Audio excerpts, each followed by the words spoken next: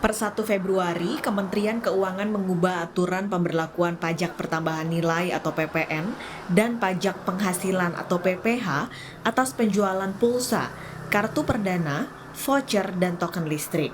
Ada beberapa poin yang diatur dalam aturan baru ini. Untuk penjualan pulsa telepon dan kartu perdana, pungutan PPN dilakukan hanya sampai distributor tingkat 2, tidak sampai gerai-gerai penjual pulsa dan voucher.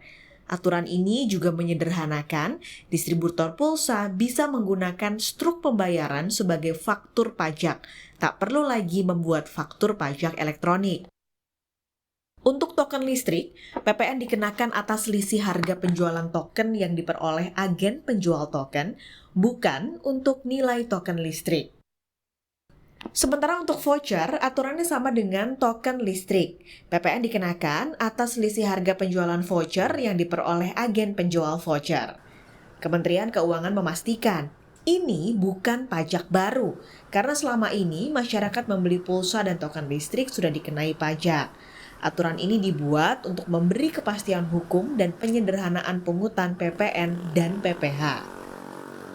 Pemerintah memastikan ini akan menyederhanakan administrasi, sehingga beban yang dulu ada pada distributor kecil dan pengecer itu dapat dikurangi, sehingga mereka justru dimudahkan dalam melakukan bisnis. Di samping itu, tidak perlu khawatir para konsumen, karena selama ini Anda sudah membayar pajak sebenarnya tiap membeli pulsa. Jadi tidak perlu khawatir ada kenaikan harga karena sama sekali tidak ada isu itu. Jadi kami berharap ini memberikan kepastian hukum, dan untuk token serta voucher itu juga bukan objek PPN karena itu sama dengan uang sebagai alat pembayaran.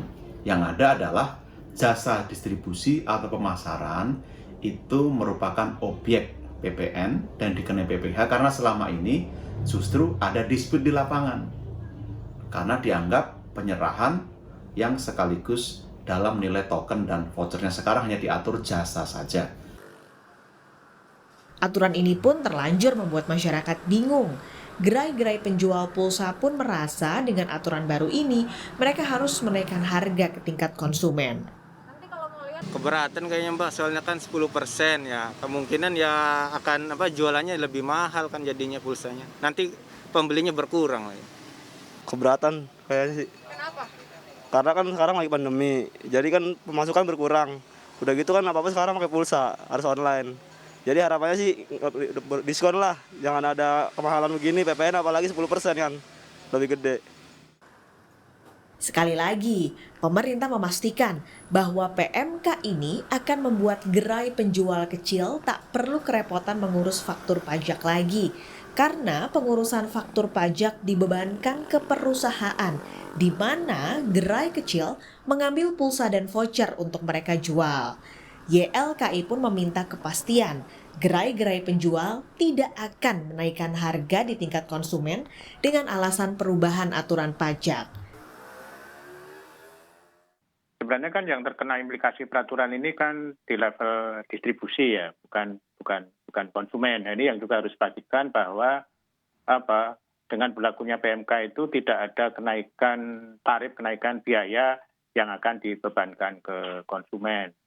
Untuk memastikan bahwa di lapangan tidak ada kenaikan, itu kita minta pemerintah, Kementerian Keuangan, Ditjen Pajak itu membuka semacam akses poin pengaduan. Kalau ternyata di lapangan masyarakat menemukan adanya penjual pulsa yang menaikkan tarif, kemana sih dia bisa lapor, bisa menginformasikan penyimpangan ini, supaya tadi memang esensi dari aturan ini bukan untuk membebani atau menaikkan tarif kepada masyarakat gitu.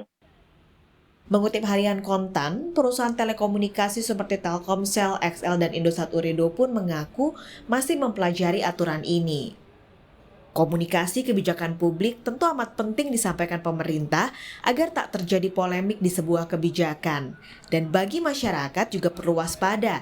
Jika ada gerai yang menaikkan harga, Anda sebagai konsumen pun berhak melaporkan dan meminta bukti faktur pajak kepada penjual. Tim Liputan, Kompas TV.